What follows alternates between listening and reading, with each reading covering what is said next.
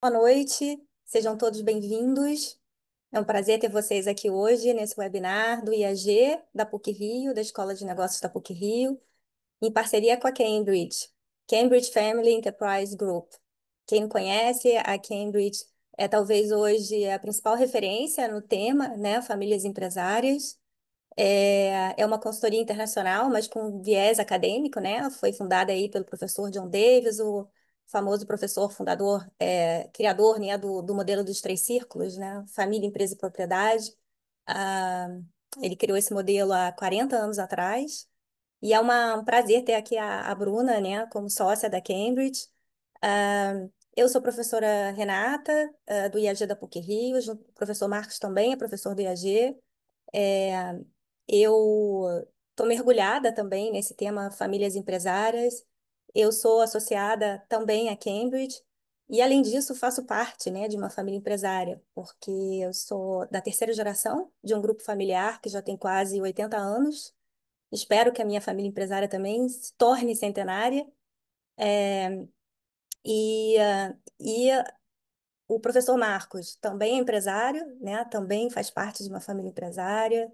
É, ele é professor aqui do IAG, diversos programas de pós-graduação, dos MBAs, muito em negociação e gerenciamento de conflitos. Ele vai se apresentar depois, complementar se eu não tiver falado todos os pontos aqui. A Bruna, que é sócia da Cambridge, também tem uma carreira em recursos humanos, né? Trabalhou na Companhia de Talentos, que é bastante famosa lá em São Paulo, e está há anos na Cambridge, né? Tem enorme experiência aí com diversas famílias empresárias, diversos projetos que ela participou. E a gente está aqui num encontro também multidisciplinar, né? Porque eu sou economista inicialmente uma formação em economia, quando eu tenho uma experiência no mercado financeiro, o professor Marcos fez direito, tem pós-graduação em filosofia, está terminando o doutorado aí na administração. A Bruna é psicóloga, né? Também está fazendo doutorado em psicologia, também tem formação na área corporativa e experiência em gestão também. Então, é o nosso encontro aqui multidisciplinar, né? Assim como tem que ser com famílias empresárias. O tema é complexo o suficiente e precisa mesmo de um trabalho em equipe, né? De um encontro, de especialistas de diversas áreas. Esse webinar, ele é promovido também por um programa do IAG da PUC-Rio. É um novo programa que vai começar agora, 1º de agosto, dedicado a famílias empresárias, né? É, e eu vou compartilhar aqui com vocês uma pesquisa foi, que é da Cambridge, né? E foi feita lá em 2022, ah, por coincidência, por alguns professores aqui da PUC, né? E eu queria compartilhar aqui a pesquisa, eu vou apresentar os resultados principais rapidamente, só para contextualizar a nossa conversa aqui hoje, né?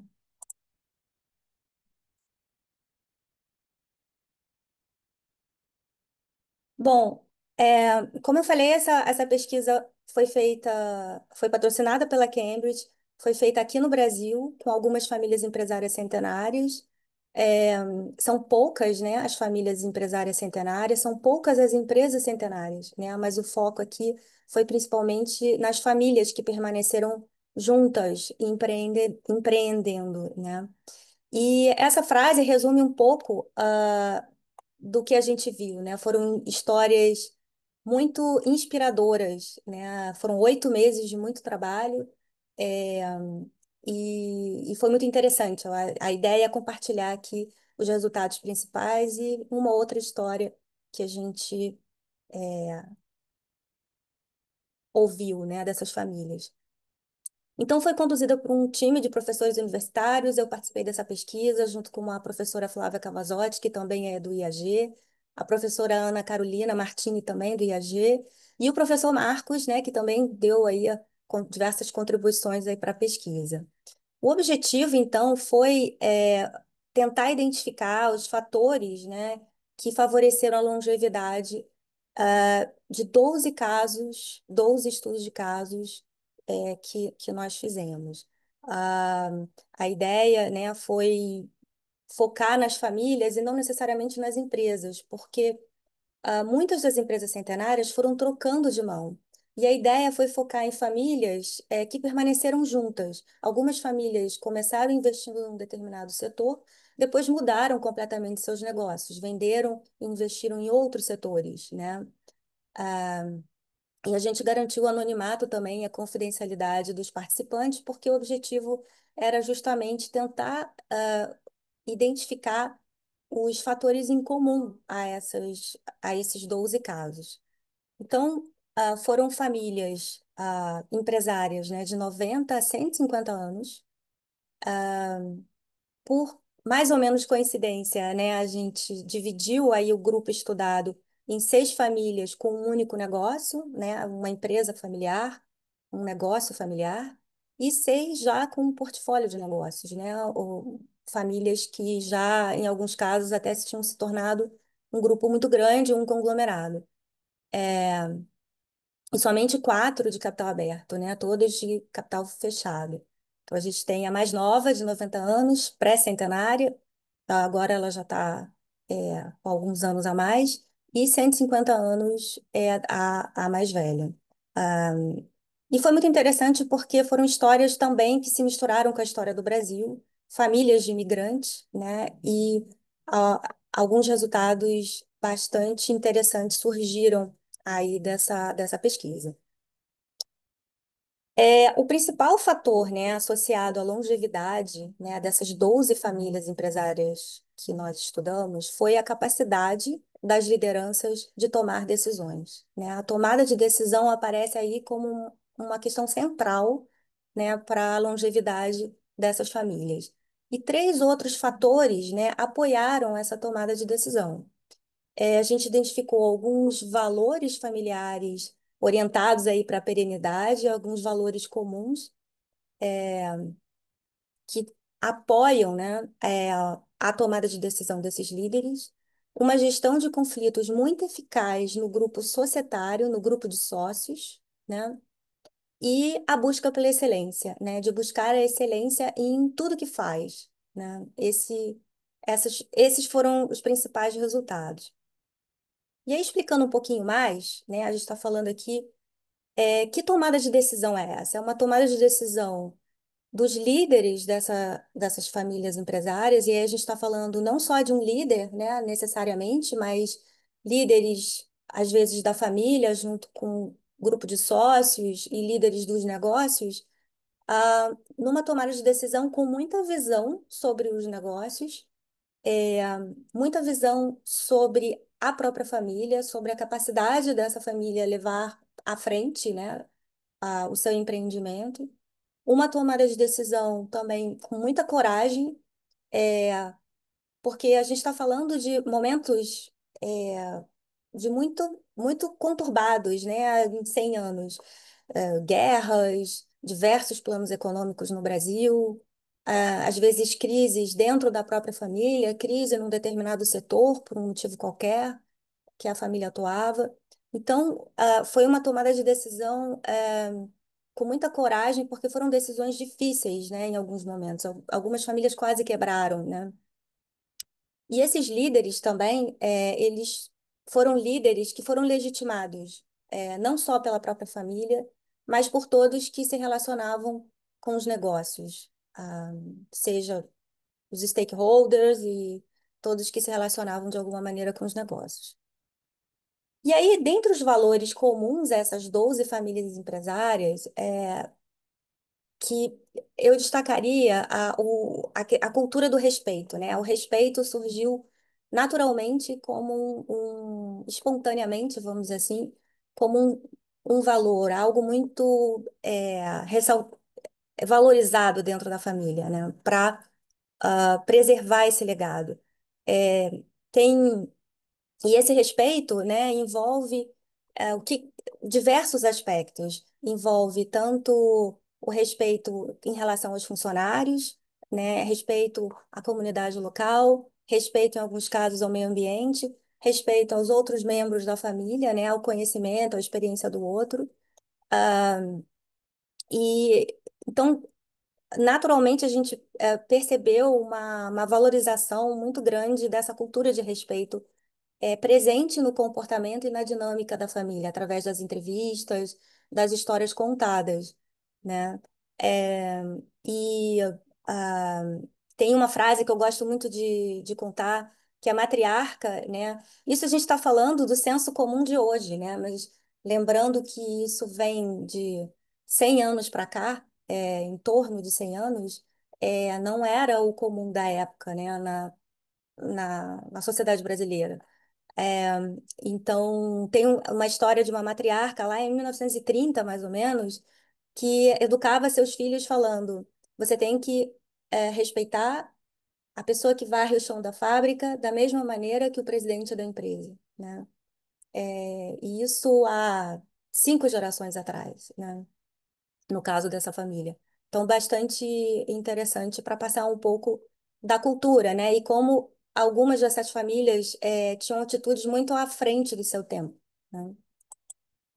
Outro ponto importante, como eu comentei, é a gestão de conflitos nesse grupo de sócios, principalmente no grupo de sócios, no sentido de reduzir a complexidade desse grupo de sócios. Porque com o tempo, né, com o passar das sucessões entre gerações, ah, tem naturalmente uma pulverização, a tendência, né, é que haja uma pulverização do grupo de sócios. E, e aí algumas famílias seguiram o caminho de concentrar a propriedade numa determinada transição de uma geração para outra, nas mãos de poucas pessoas, e outras famílias seguiram a tendência natural de pulverização de sócios, embora tenham tido também saída eventual de um sócio ou outro, mas que criaram certos acordos, certos combinados, inicialmente de maneira muito informal e depois isso é, sendo foi visto como necessário para ser formalizado. Então, assim, o acordo de sócios, por exemplo, talvez uma das primeiras empresas que adotou, né, um acordo de sócios, né, seja uma dessas que a gente estudou, né, que fez isso, um acordo de sócios lá em 1980, né, algo que também não era comum naquela época. E outro ponto também que vem apoiar aí essa tomada de decisão dos líderes, né, é a busca pela excelência. E a busca por excelência é muito no sentido de fazer tudo com muita qualidade, não só em relação aos negócios, mas também em relação à família, né? Um ponto aqui importante que surgiu foi a preparação da nova geração, uma preocupação muito grande em disseminar a cultura da família, determinados valores, em preparar essa próxima geração para ser capaz de levar à frente os negócios, né? Tudo isso veio para apoiar essa tomada de decisão. E aí todo o impacto nos negócios seria consequência desses fatores, né, identificados, né, como se eles fossem os motores, né, de todas essas decisões com relação aos negócios. Então, a decisão de investir ou não, de crescer o negócio, de diversificar, a decisão sobre inovação, a decisão sobre que relação construir com seus stakeholders, isso tudo vem como consequência desses fatores primordiais, né? Então, esse daqui foi só um pano de fundo, né, para a gente iniciar aqui a nossa conversa. E dado que comunicação, né, acaba surgindo como um tema importante, gerenciamento de conflitos, né, principalmente nesse grupo de sócios, eu queria perguntar para o professor Marcos, para falar um pouquinho, né, que tipo de conflito surge com maior frequência nas famílias empresárias, o que que é mais comum, né, a gente fala muito sobre isso, né, acaba sendo surgindo, então eu queria que você contasse um pouquinho, Marcos. Renata, boa noite, Bruna, boa noite também a quem nos assiste. É um tema realmente muito instigante, né? Porque o conflito, Renata, ele não é característica presente apenas nas famílias empresárias. O conflito existe desde que o mundo é mundo, na é verdade. A gente abre o jornal e vê conflitos entre países, conflitos de toda sorte. E isso acontece nas empresas, acontece nas minhas empresas, certamente nas empresas da professora Renata e no ambiente familiar. A questão toda é como a gente lida com isso, não é verdade? Eu acho que Paracelso, né, o médico antigo, nos traz uma bela lição quando ele diz: a dose faz o veneno. O conflito, eventualmente, ele deve ser estimulado numa equipe muito apática, onde as pessoas não colocam aquilo que pensam, preocupadas. A gente deve estimular o debate. A questão toda é quando isso escala para um nível em que prejudica-se as famílias, os membros pertencentes a uma família ficam prejudicados, os relacionamentos familiares e os relacionamentos empresariais. Aí os sentimentos viram ressentimentos, e os ressentimentos podem durar uma vida inteira. Pessoal, a boa notícia é que há técnicas para que isso não escale.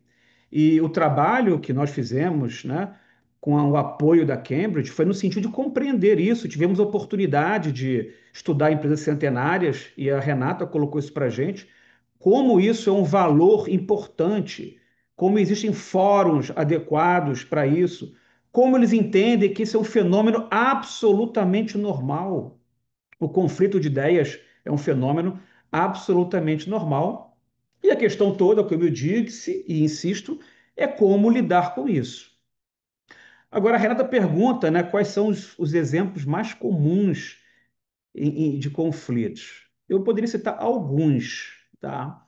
Mas eu acho, Renata, e também queria te ouvir, e a Bruna também, para a gente aqui pensar juntos, eu acho que um ponto crucial é a sucessão, tá? Eu acho que é um ponto em que o conflito pode descambar para uma ruptura. E a ruptura não é boa para ninguém. Não é boa para a família, não é boa para as empresas, não é boa para os stakeholders, né?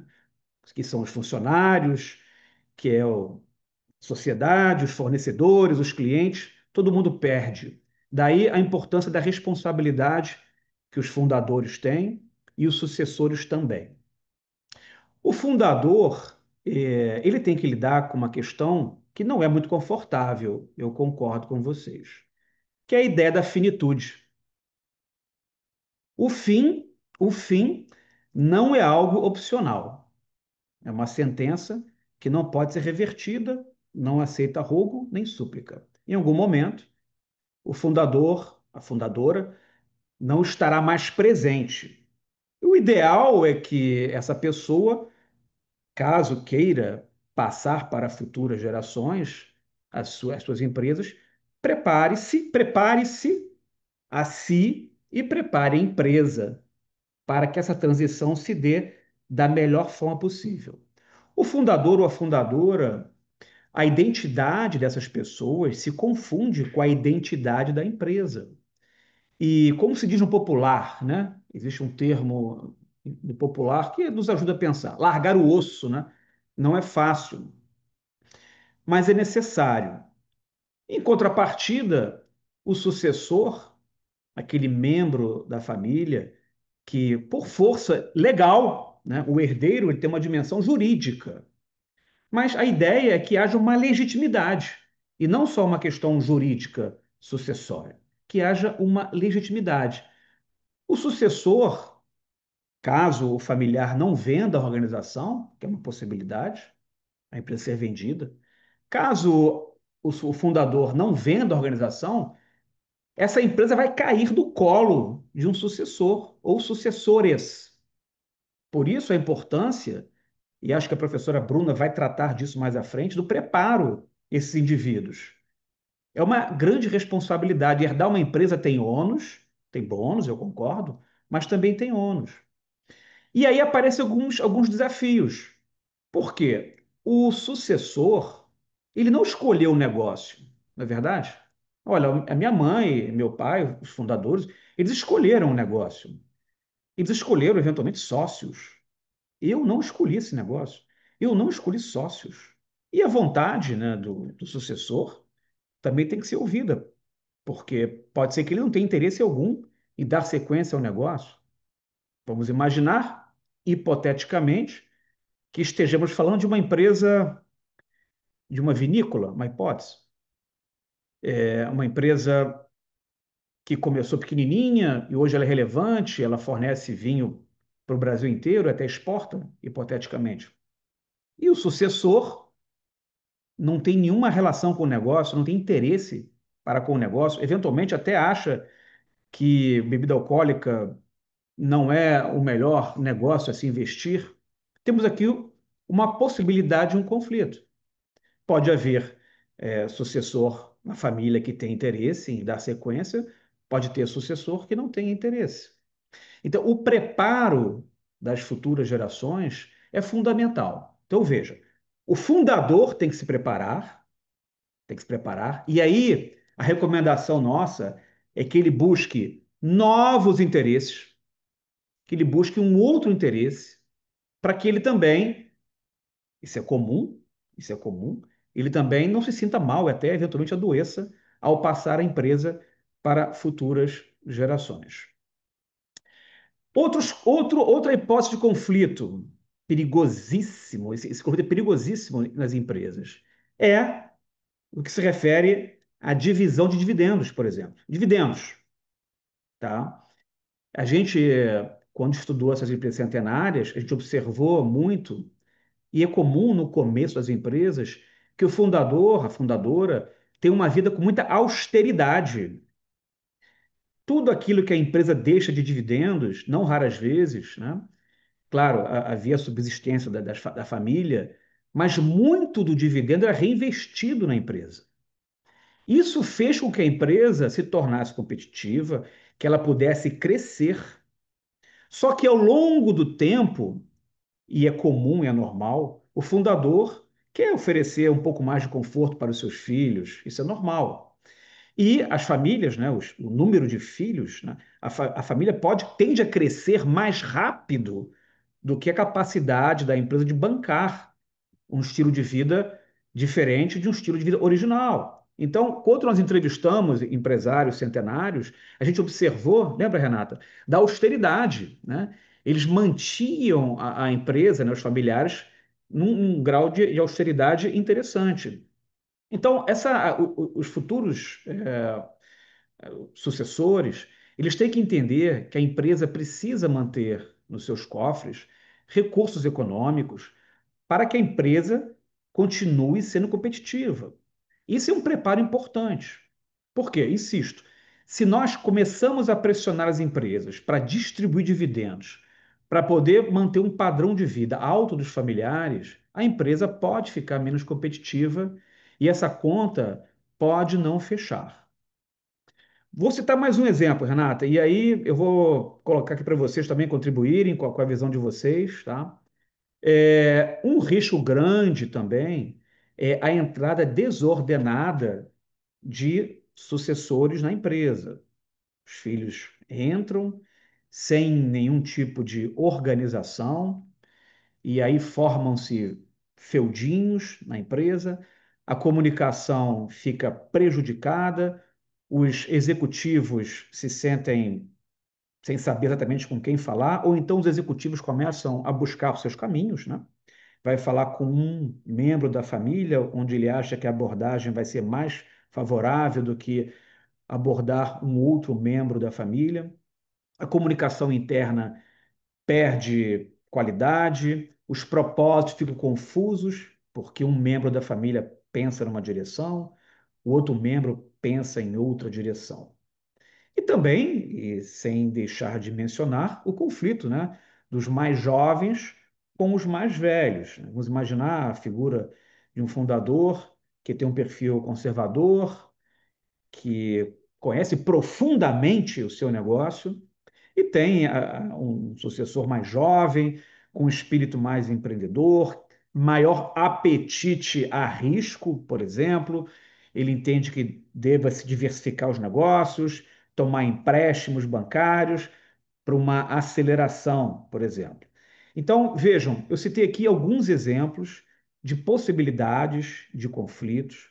Isso é natural nas organizações. faz parte do jogo. A questão toda é como endereçar os conflitos, quais são os fóruns adequados, quem pode participar para facilitar a gestão de conflitos. Daí a figura fundamental dos consultores, dos assessores, dos conselheiros, que vão trazer serenidade, objetividade para os debates, são profissionais treinados. Nas minhas empresas, desde 2013 eu conto com a figura de conselheiros independentes que sentam-se à mesa, é, colocam objetividade no debate. Então, a mensagem é a seguinte, pessoal: conflitos fazem parte da vida, não só da vida moderna, mas desde que o mundo é mundo. As empresas, elas sofrem com isso, as famílias sofrem com isso. No entanto, há mecanismos para endereçar, para evitar que os conflitos escalem e tragam prejuízos, tanto para relações familiares quanto para relações na empresa. Obrigada, Marcos. Interessante você colocar, quer dizer, que a gente tem como lidar com essa situação, né? Acho que o que a pesquisa mostrou é que esse grupo societário, principalmente, precisa ser trabalhado. Em geral, nas primeiras sucessões, você tem uma certa mistura de papéis, né? Entre a função de executivo e gestor dos negócios com a figura do sócio. E é muito importante, né, que nesse processo de transição para a próxima geração, a gente faça essa separação, né, entre o papel de sócio e o papel de gestor do negócio. E sim, conflito faz parte da vida, né? O problema é que quando você entra numa divergência, talvez na esfera familiar, né, esses conflitos eles são muito mais sensíveis, né? Porque a gente está falando de relações afetivas também, familiares, e a emoção entra em geral de forma muito mais dramática, né? Vamos dizer assim, mais forte. E então acho que é importante cuidar disso, né? Saber ter consciência de todos esses desafios que, ao lidar com familiares, a tendência, né, que se as coisas não forem bem organizadas, e estruturadas e discutidas, conversadas, numa comunicação saudável, né, numa dinâmica saudável. Até o professor John Davis, eu ressaltei o respeito, porque numa cultura de respeito, dentro da família, né, e dentro das empresas, isso acaba facilitando a forma, né, da família se comunicar e uma dinâmica muito mais funcional, né? É, Aí até queria perguntar também, emendando, né, perguntar aqui para a Bruna, né, nesses processos, né, para a gente preparar a próxima geração, é, qual o maior desafio, né, que você identifica, assim, trabalhando anos e anos com famílias, assim, qual o principal desafio nesses processos de preparo da próxima geração? Muito bom. Boa noite, professor Marcos. Boa noite, professora Renata e todos os participantes. Muito bom ouvi-los. E puxando um pouco, né, acho que o desafio de desenvolver as próximas gerações, puxando um pouco o que o professor Marcos comentou, de que as estruturas muitas vezes ajudam e que as famílias muitas vezes acham assim, isso ainda não é para nós, ou a gente não precisa, né, de consultores externos que eventualmente venham nos apoiar. E quando perguntam, puxa, será que já é o momento de começar a preparar a próxima geração? Eu sempre falo o mais rápido possível, né? O mais cedo possível, porque existem sim alguns mecanismos e alguns comportamentos e alguns valores que podem e devem ser cultivados desde a infância. O outro aspecto que é importante e que eu acho que nos últimos anos eu tenho aprendido como um fator muito bem né, de sucesso, é que às vezes as famílias chegam e falam: puxa, nós trouxemos os melhores palestrantes, nós propusemos aqui uma série de atividades e não conseguimos engajar. Né? Então a família muitas vezes demora para refletir e pensar de que é o momento oportuno para iniciar o desenvolvimento da próxima geração, faz uma série de propostas, iniciativas e tem muita dificuldade de engajar, de trazer a próxima geração. E algo que nós temos proposto nos últimos anos é de que este processo de concepção e do planejamento da programação da próxima geração venha deles, venha dos jovens, porque senão fica algo imposto, algo como, isso daqui é o que, né, meu pai, meu tio, meu avô acham que a gente tem que fazer. Então, como um caso, né, uma história, uma família longeva, muitos anos, assim que uma determinada geração assumiu, acho que a gente tem que começar a pensar na próxima geração, mas nós já fizemos tantas coisas, e aí o nosso convite, né, o convite da Cambridge foi, puxa, por que vocês não perguntam para eles como eles imaginam e como eles gostariam de ser engajados, de ser envolvidos? E tem sido processos muito bonitos de apoiar e construir junto à geração interessada e foco como eles gostariam de ser desenvolvidos. Então, muitas famílias às vezes impõem uma forma de como deveria ser, baseado em suas experiências passadas, sem parar para refletir qual é a real necessidade desta próxima geração.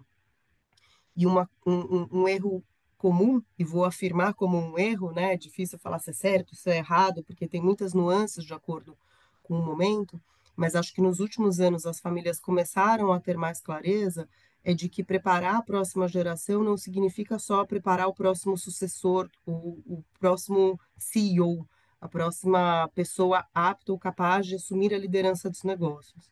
Então, acho que um grande desafio é a família conseguir fazer essa dissociação de preparar a próxima geração como sócios capazes de tomar as decisões mais importantes na altitude de sócios. Eu costumo dizer que um bom CFO ou um bom CEO sempre é possível buscar no mercado. Sócios familiares a gente muitas vezes não escolhe. Então, até como né, pessoas aqui, sócios do John Davis no Brasil, o que a gente tem provocado muito as famílias é de que antes de refletir um processo de desenvolvimento, inicia-se pela estratégia da família empresária. Quer dizer, eu estou desenvolvendo sucessores para quê? Para que empreendimento familiar? Para qual objetivo de futuro? Então, eu lembro lá atrás, na Companhia de Talentos, quando eu trabalhava com os grandes programas de trainee, nossa primeira pergunta era assim: qual é o objetivo final? Nós vamos programar aqui uma série de atividades e programação e com metodologias renomadas, mas para quê?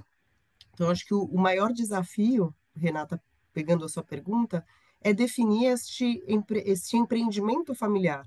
Então, antes de sair, né, quando a gente trabalha junto com as famílias, definindo trilhas de desenvolvimento, definindo cursos, a reflexão que a gente convida a família a fazer é pensar na estratégia, a estratégia da família empresária, quer dizer, o que queremos preparar, para qual empreendimento e quais são os possíveis papéis a serem ocupados. Porque senão fica algo muito binário, fica algo assim, ou está dentro do negócio ou está fora. E muitas vezes as primeiras gerações é assim que funciona. Né? Então a primeira geração começa, a segunda geração, como se diz, encosta logo a barriga no balcão, né? Com jovens ainda foram crescendo e fazendo as suas carreiras lá. E quando chega na terceira, quarta geração, o negócio é muito maior e mais complexo, são, né, mais pessoas, e aí a família tem um grande problema, porque se todos os primos querem trabalhar no negócio, a gente tem um problema. Se nenhum primo quer trabalhar no negócio, a gente tem outro problema. Então, entender essa aptidão e esse interesse é fundamental, mas para criar, ao longo do tempo, esta clareza e de que, independente de ter a próxima geração atuando nos negócios, eles precisam ser preparados para ser acionistas conscientes e capazes de tomar decisões, para serem minimamente apoiadores. Então, acho que o que toda família empresária visa num programa de desenvolvimento da próxima geração é evitar os sócios que a gente chama obstrutivos. Né? Então, para que eu não tenha sócios obstrutivos ou mesmo passivos e tenha minimamente apoiadores ativos e sócios empreendedores, é importante criar estas formas de contribuição. E aí eu falo que é ensaio sobre a cegueira, muitas vezes, pensar em desenvolver a próxima geração, porque as pessoas começam a enxergar aos poucos, né, essa necessidade, e acho que nos últimos anos as famílias entenderam, não sem dor, a importância de separar família e negócios. Só que muitas vezes acaba esquecendo do círculo ali, da propriedade, né, de entender que não necessariamente quem está nos negócios deve tomar todas as decisões. Então é muito comum, mesmo em famílias sofisticadas, que ali aquele, né, o círculo ali da governança da propriedade se confunde com a governança do negócio. Então ter uma próxima geração, principalmente porque a partir da terceira já é, né, um número diferente de pessoas, primos, o consórcio de primos tem uma complexidade diferente da sociedade de irmãos, deixar claro o que é esperado de um futuro sócio do empreendimento familiar. E não se preocupar apenas em trazer, né, quando se fala em sucessão, quem é o próximo CEO, e a gente gosta de falar muito que é uma transição entre gerações, que acontece ao longo de muitos anos. Não é um evento que acontece quando eventualmente alguém vem a faltar. Né? Então, acho que o desafio, o maior desafio é justamente ter clareza dessa estratégia, ter clareza para onde estamos indo e papéis em que os familiares podem contribuir, não necessariamente atuando como executivos no empreendimento familiar. Bruna, você falou de pontos assim muito importantes, né? Primeiro, a questão de alguns valores e uma cultura dentro da família, né? Valores que são importantes, sim, que a gente viu, assim, pela experiência, e essa pesquisa deu um sinalzinho, né, de que tem valores que devem, sim, ser cultivados na família desde cedo, esse seria o ideal.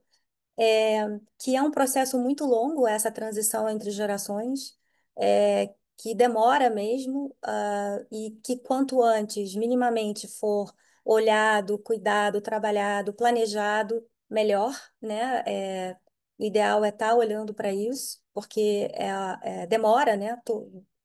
Alguns anos, e esse trabalho em conjunto também é um ensaio muito importante, né? Antigamente a gente falava, sai dessa cadeira, entra o outro. E hoje em dia não pode ser assim, né? As coisas, as famílias, as pessoas estão vivendo muito mais, né? As famílias estão se tornando muito complexas e os negócios também, né? Então, precisa sim de uma certa agilidade até em relação aos negócios. E aí eu queria é, perguntar, né, para o professor Marcos, né, que dicas você daria para as pessoas, né, para melhorar a comunicação, para gerenciar melhor, que dicas práticas você pode dar para melhorar a comunicação, para gerenciar os conflitos quando eles surgem, né, nesse ambiente família, empresa e propriedade, né? Renata, antes uma questão. A gente pode abrir para perguntas para o pessoal que está nos assistindo? Eu acabei não falando sobre isso, mas fiquem à vontade para perguntar, tá? A gente tem aqui Entra aqui nesse perguntas e Q&A aqui embaixo, respostas. né? Aham. Isso. Quem quiser fazer perguntas aqui ao longo da nossa conversa, fiquem à vontade, por favor. A gente vai respondendo aos poucos. Acabei bem lembrado, Marcos. Eu esqueci Porque de a gente fazer esse. acabou não falando que quem quiser participar pode colocar uma pergunta aqui para a gente que a gente vai endereçar. Renata, ouvindo vocês, né? Ouvindo a Renata, ouvindo a Bruna, pensando com vocês, né? Eu acho que a questão toda é ter clareza. Eu acho que ter clareza ajuda muito, não é verdade? O fundador terá clareza de que ele, obviamente, não vai durar para sempre. O negócio dele pode durar. Aquele projeto, aquele sonho que ele teve, tem, isso sim pode durar. Ele, obviamente, todos nós, em algum momento, a gente não vai poder estar à frente dos negócios. Então, essa clareza é importante. E uma ação é comum, Renata, né? A gente conversa muito, né? Na PUC, é muito comum a pessoa, às vezes, ter essa clareza, mas não quer endereçar, né? Ela fica postergando, não é para agora, não é para agora. Mas não, é para agora, né? Como disse a professora Bruna, quanto mais cedo você buscar clareza e traçar uma estratégia, melhor. Clareza também para os sucessores. Às vezes o pai chega em casa, ou a mãe chega em casa reclamando, né? Qualquer dia eu vou ter um troço, né? Eu digo isso nas minhas palestras, né? em sala de aula: seu tio vai me matar, aquela empresa vai acabar comigo. É difícil que um sucessor se anime a estar à frente de um ambiente tão hostil. Por que não cuidar disso já, né? A sucessão ela é um passo, mas organizar a empresa já com governança, então responder de forma objetiva, Renata, buscar governança. Agora, as pessoas não conhecem os mecanismos de governança, as estruturas de governança, os fóruns, os ambientes adequados para tomadas de decisão. Então, a minha recomendação prática é: estude governança, capacite a sua empresa para isso, porque isso é fundamental para transmitir para futuras gerações ou para vender a empresa. Mas você pode me falar, você que está me ouvindo: Marcos, eu não quero vender a empresa. Eu respondo sempre: você não quer vender a empresa hoje, mas você pode querer vender ela em algum momento. Então, a governança vai deixá-la organizada tanto para vender a empresa e conseguir um valor melhor, quanto para passar para as futuras gerações. Vejam, as empresas vivem num ambiente muito hostil, por si só, pela força dos competidores, fornecedores, as cinco forças de Porter, né? Já é um ambiente que demanda muito das organizações. Se você ainda tem conflitos familiares pairando as empresas, aí fica realmente mais difícil, fica bem mais difícil. Então, Renata, te responder de forma objetiva, eu acho que é buscar implementar padrões de governança, que é um processo. Você não vai chegar no primeiro ano com uma governança magnífica. É um processo de aperfeiçoamento, até para as grandes empresas. É um processo de aperfeiçoamento contínuo, uma melhoria contínua. Obrigada, Marcos. Eu tô com uma pergunta aqui, ah, do Leandro, né? Perguntando sobre o planejamento sucessório ideal, né? Ele falou que o planejamento sucessório preocupado com governança e perenidade, idealmente seria os candidatos, né? Familiares ou funcionários da empresa passassem por algum sistema de trainee, por exemplo, estagiarem antes de assumir cargos, né? Bruna, você quer responder é a sua área? Sim, claro, posso responder. Eu lido muito com, muitas vezes, membros familiares que fizeram e desenvolveram as suas carreiras dentro da empresa familiar e que se questionam, né? Falam: puxa, será que eu realmente estou aqui porque eu sou capaz e competente ou se eu estou aqui porque eu tenho esse sobrenome? E então eu acredito que né, fazer estágio fora, né, não é exatamente essa a sua pergunta, mas eu vou chegar lá. Quando a pessoa faz um estágio fora, quando ela tem a oportunidade eventualmente de se testar e experimentar, claro, antes de assumir um cargo, eu vejo isso de uma forma muito positiva, sem certo ou errado. Mas eu acho que isso ajuda muitas vezes a pessoa a ter um olhar externo, a ter um pouco de chancela, credibilidade e até legitimidade junto à família e junto aos funcionários da organização, né? E aí fala: puxa, o programa de trainee, ele é algo que é o que faz a diferença. Muitas vezes o que a gente sugere e discute nas políticas de empregabilidade com as famílias é que um programa de estágio ou trainee, ele possibilita um contato com o negócio que, independente se a pessoa vai continuar lá ou não, ela consegue entender, conhecer e se aproximar um pouco mais do que é. Isso com certeza vai dar ao sucessor uma oportunidade de conhecer um pouco mais e pouco melhor dos negócios. E aí, a depender de como isso é formatado, claro que existem melhores práticas, mas cada caso é um caso. O que algumas famílias fazem é um programa de trainee para que os membros familiares conheçam o negócio, e existem famílias que preparam ou fazem um programa de trainee já intencionalmente para acelerar o desenvolvimento daquele membro familiar, com o objetivo de que ele se prepare para assumir uma posição mais sênior no negócio, né? Então, seja um gerente, seja um diretor, mas o programa de trainee é percebido mesmo como uma forma não só de conhecer o negócio, mas de acelerar. Só que isso não garante, né? O que efetivamente garante que um programa de training seja eficiente é que a pessoa que está participando tenha possibilidade de receber uma boa mentoria, tenha o tempo adequado, que não fique só como uma pessoa que fica ali acompanhando, observando, mas que tenha responsabilidades concretas, tenha a chance de receber feedback, o que é muito difícil. Né? Hoje mesmo de manhã eu estava conversando com uma pessoa, membro de terceira geração, que está há 8 meses em um programa de trainee, que falou: olha, eu nunca recebi um feedback. Né? Então eu chego lá, pelo contrário, as pessoas ficam ali olhando nas reuniões para ver o que que eu tenho para falar, e eu estou aqui para aprender.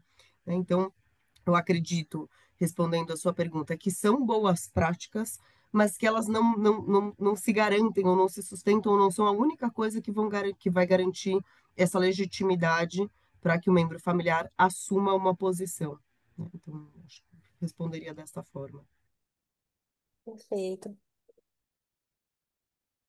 Tem uma outra pergunta, né, sobre a questão da diversificação, nos negócios, né, e que pode ser um fator de sucesso ou ruína, né, nas empresas familiares, porque muitos, e de fato isso apareceu, Verônica, a Verônica está fazendo a pergunta. Na pesquisa, algumas famílias tentaram diversificar e não deu muito certo, e elas é, retrocederam e se concentraram no negócio principal, né?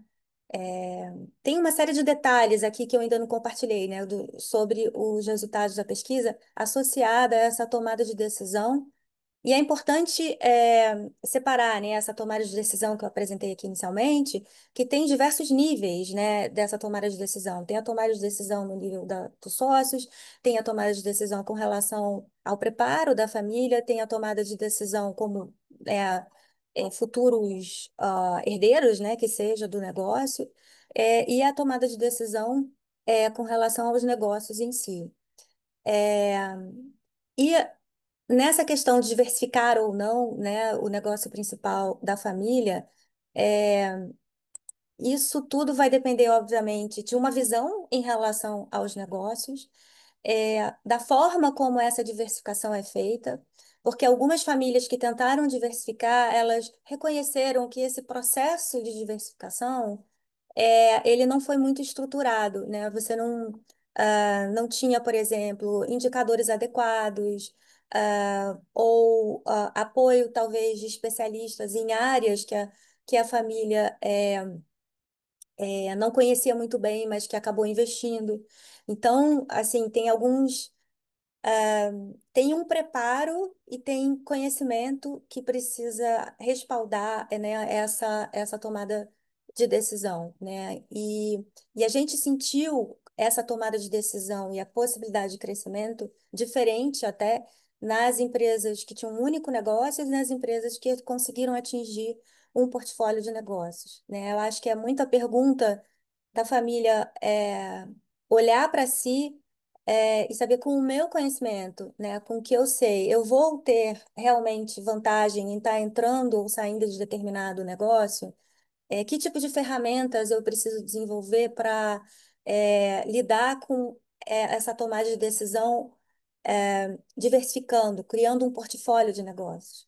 Até colocando, né, que assim, no mundo de hoje, né, que a gente tem mudanças assim muito, enfim, a inteligência artificial veio aí para assustar mais a gente. Cada dia a gente tem uma nova história, né, sobre inteligência artificial, mas só um pequeno exemplo, né, de como as coisas hoje em dia tão rápidas, mudam muito e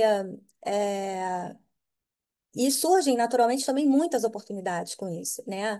Tem ameaças, mas também muitas oportunidades que surgem com todas essas mudanças. Então, as famílias que estão bem estruturadas é, têm uma tomada de decisão bem respaldada, né? Com uma série de fatores que são levados em conta ali para se investir ou não num determinado negócio, acabam tirando vantagem dessa situação, que são famílias que são muito rápidas, têm uma agilidade incrível, sabem, conhecem profundamente o próprio negócio, acredita que com o seu conhecimento vai ser capaz de investir em outros negócios.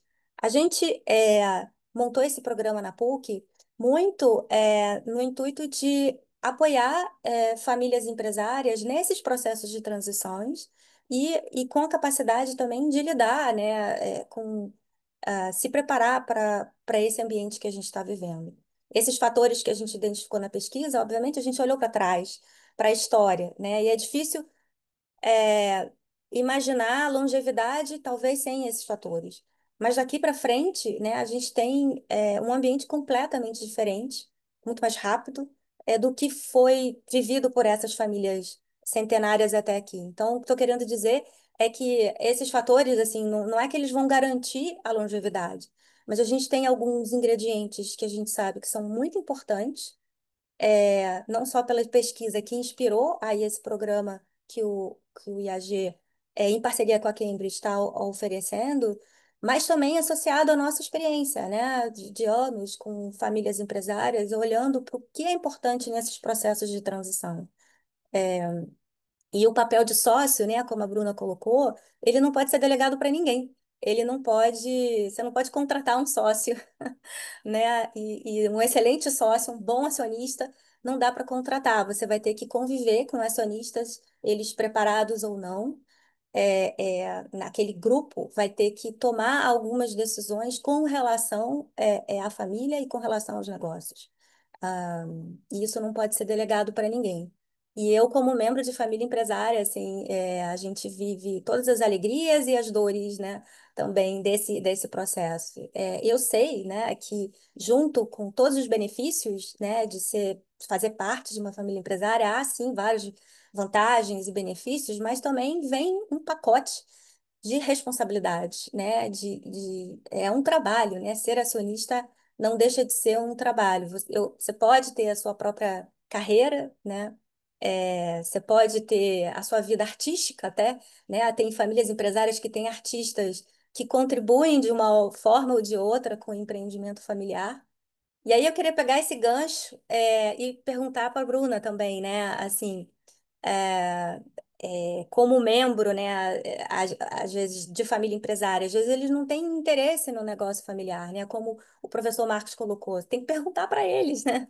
Vamos perguntar para a próxima geração o que que eles querem, né? É, então, quando o membro de família empresária ele não tem interesse em trabalhar no negócio, ou se ele não tem o perfil para trabalhar nos negócios, como que ele poderia estar contribuindo, Bruna, para o empreendimento familiar? É. Eu coloquei aqui no chat, até da Verônica, que tem um artigo recente que os consultores Rodrigo Patá e Vitor Enge escreveram justamente sobre esse tema e sobre esse assunto.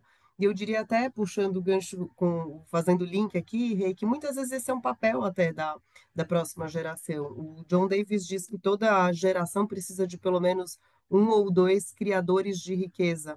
E esses empreendedores, criadores de riqueza, não necessariamente serão executivos no negócio, mas exercendo uma liderança e provocando a família para criar novos ciclos. Então, acho que conectando a questão da diversificação com a possibilidade de atuação e contribuição nos diferentes papéis, puxa, tem alguns aqui, né, para dizer, ele pode ser membro da governança, né, ele pode contribuir eventualmente com a reputação, né, o nome da família diante das suas atividades artísticas. Existem líderes de impacto social que, através dos institutos, ou mesmo né, via a empresa ou via o Instituto da Família, podem contribuir. O John Davis fala dos networkers, então aquelas pessoas que através da sua rede de relacionamento acaba trazendo oportunidades que podem vir a ser, né, uma diversificação.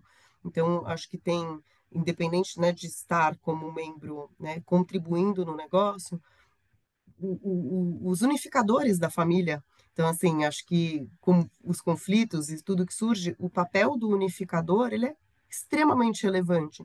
Então, aquela pessoa que consegue ser conciliadora diante de todos os interesses, mesmo não sendo executiva no negócio, quando a família tem uma discussão e essa pessoa consegue atuar de uma forma a cultivar, né, onde a gente pensa em comum, é muito interessante.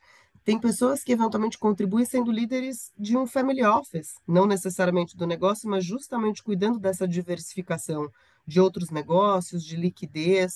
Então, acho que esses caminhos eles podem e devem ser co-construídos e de uma forma intencional para que mesmo se seja um caminho de diversificação, né, se for para seguir um outro caminho completamente diferente, isso seja intencional, construído, conversado e não algo como um espasmo, né? Então, olha, a gente está indo por aqui, essa pessoa vai contribuir dessa forma porque este é o nosso objetivo. Então, tem diferentes papéis possíveis no empreendimento familiar, tema de pelo menos uma aula, né, sobre essas questões, mas tem muitos papéis que a próxima geração pode ocupar para contribuir para o negócio, que não, para o empreendimento familiar, que não necessariamente é sendo executivo do negócio. Perfeito, perfeito. Muito bom. Eu tenho uma pergunta, é um pouco longa, eu vou ler aqui, tá?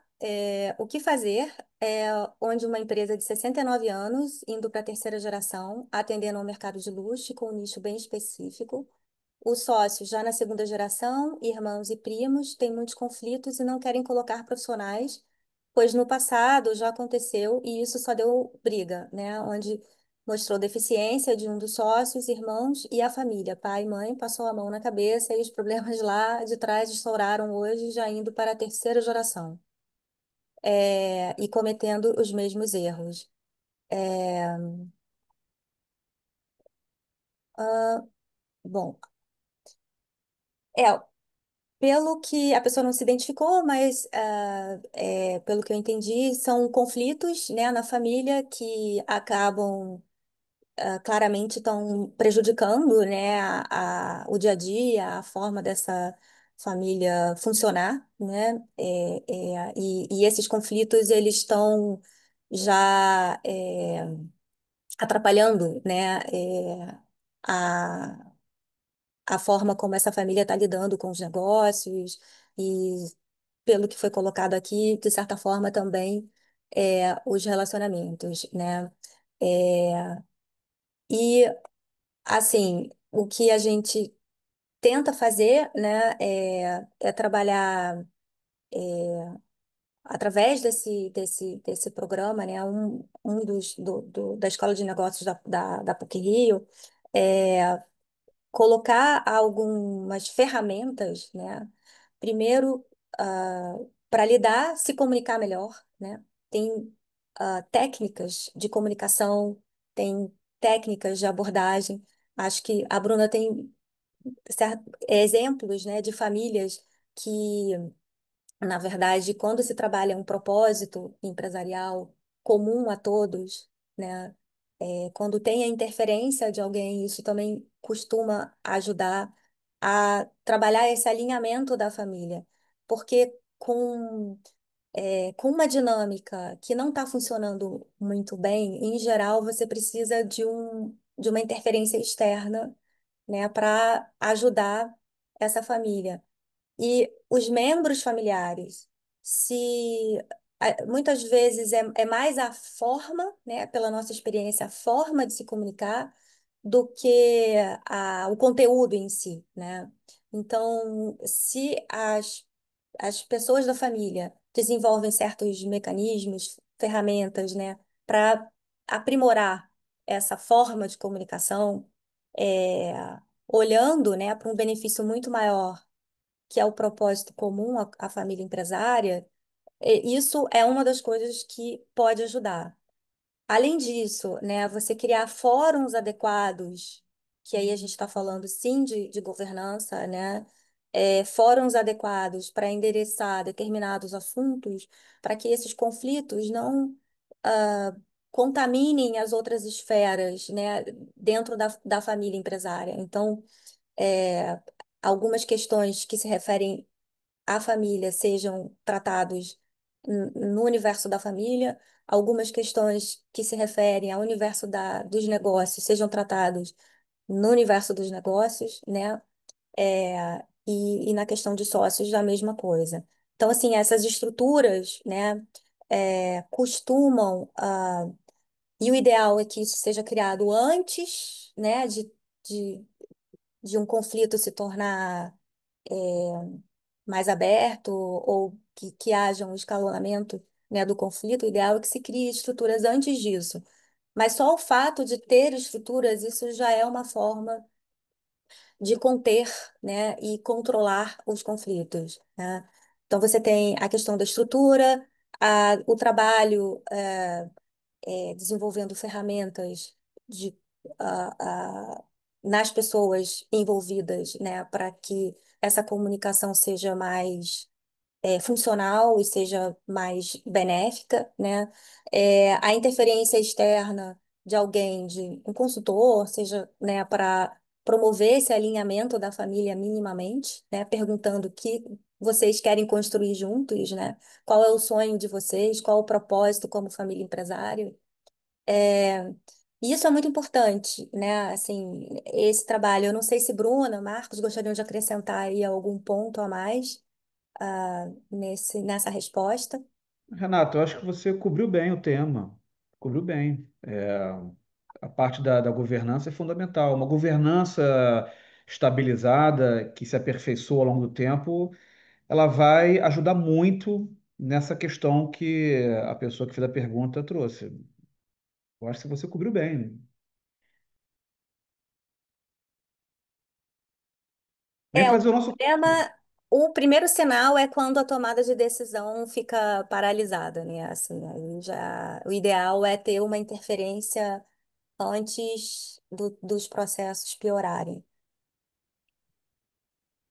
Renata, vamos convidar ele para fazer o nosso curso. A PUC está oferecendo um Pois programa. é, convido alguns membros da família para ajudar aí É nesse interessante o processo. que você falou, Renata. A PUC tem uma trilha, né, nessa área, já ofereceu outros programas anteriormente. E eu pegando um gancho na sua fala, vamos lembrar que é comum ter pai e filhos no curso, ter sócios no curso, porque todos ficam na mesma página, né? Então, você colocou muito bem. Isso ajuda muito a comunicação, né? Se uma pessoa faz o curso, é bom. Mas se mais pessoas fizerem de uma mesma família ou de uma empresa, melhor ainda. Acaba um apoiando o outro, porque às vezes o trabalho fica muito árduo, dependendo do número da família, né? Para um Uhum. só.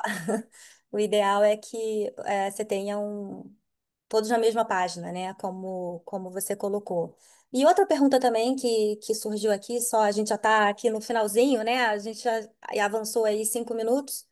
É, com relação à diversificação, né? Principalmente quando a gente fala de investimentos financeiros, de investimentos fora do Brasil, ou em setores que não se conhece muito bem, né? E que está relacionado com a pergunta anterior, eu diria que os fóruns de governança também, na medida que como a Bruna colocou, né, a governança ela tem que ter um objetivo, né? A governança ela tem que assim, queremos chegar aonde, né? Vamos preparar a família para quê, né? E aí, dependendo de onde se quer chegar e da complexidade dessa família e complexidade dos negócios, você vai ter estruturas de governança diferentes. É, e quando as famílias já estão olhando em conjunto para um portfólio de negócio, para um portfólio de investimentos, né, é muito importante, né, trazer especialistas, talvez, de áreas que ela não conhece tanto, né, para se aprofundar, para apoiar nesses processos de diversificação, né? Então, as estruturas de governança, né, elas também vêm com esse objetivo, né, de, por exemplo, chamar para os conselhos de administração, eventualmente, conselheiros que saibam, tenham conhecimento que a família não tenha, né, que é importante para se chegar onde ela quer chegar, né. Então, esse seria um caminho. Se tiver mais perguntas, eu vou pedir para vocês enviarem depois para a gente os nossos contatos. Então, aqui na página, né, no link do curso, tem ali os nossos contatos, tem o programa para vocês avaliarem também. Aqui está o link, né, com a página do IAG para esse programa que começa agora em agosto. Esse é um programa que pode receber alunos de todo o Brasil, porque são só 13 encontros presenciais, os outros encontros vão ser online e ao vivo, né? A gente está fazendo uma mistura aí de encontros presenciais com encontros online. É, tal, enfim, todo o programa, e são mais ou menos 3 meses, né? Então, eu não sei se o Marcos e a Bruna querem falar algo mais antes da gente encerrar. Avançamos aí 7 minutinhos. Bruna, Apenas agradecer a participação de todos, agradecer o professor Marcos e a Renata aí pela parceria no webinar e acho que a disposição, né, de todos. Espero que tenha aí estimulado a curiosidade para conhecer, entender e saber um pouco mais, que eu acho que o conhecimento sempre ajuda a ampliar, a conhecer para efetivamente depois ir para a prática, né? Então, acredito muito na educação como uma ferramenta importante para início ou continuidade e evolução das jornadas de governança das famílias. Renata, obrigado. Prazer estar com você novamente. Professora Bruna, prazer. Renata, só reforçar o convite. Pessoal, vocês que são de empresas familiares, ou fundadores ou sucessores, a obrigação é muito grande, né? A responsabilidade é imensa. E conhecimento, como disse a Bruna, é fundamental. Conhecimento é transformação. E o conhecimento que nós vamos compartilhar aqui vai ajudar muito vocês nas questões familiares, nas questões das empresas, porque a responsabilidade é grande, né? São milhares de empregados, né, colaboradores nas empresas, familiares, muitos interesses, e a gente não pode deixar que isso, coisas tão belas, tão bonitas, sofram por falta de técnica. E a gente está aqui para ajudar vocês. Obrigada, Marcos. Obrigada, Bruna. Obrigada a todos aí que participaram. Um grande prazer. Vocês podem ver que a coisa é bem mais complexa do que simplesmente preparar alguém para tomar conta dos negócios, né? Quando a gente fala em transição entre gerações. Então, eu convido vocês aí a darem uma olhada aí na página do curso. A gente está à disposição. Quem quiser se inscrever, a gente já iniciou o processo de inscrição e entrevistas.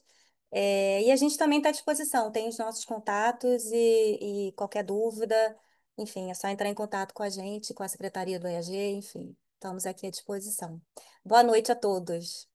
Obrigada, boa noite. Boa noite, pessoal. Tchau, tchau.